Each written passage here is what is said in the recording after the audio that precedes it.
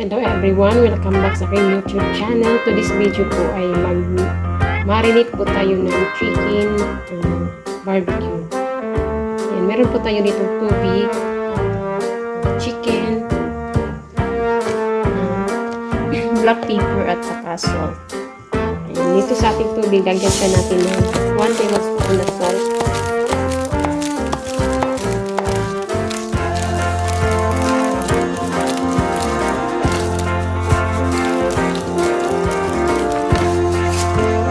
Lagyan natin ng konting black pepper.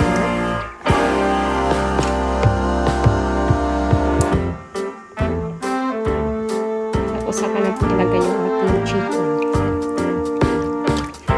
Babanda natin yung ating chicken 4 to 6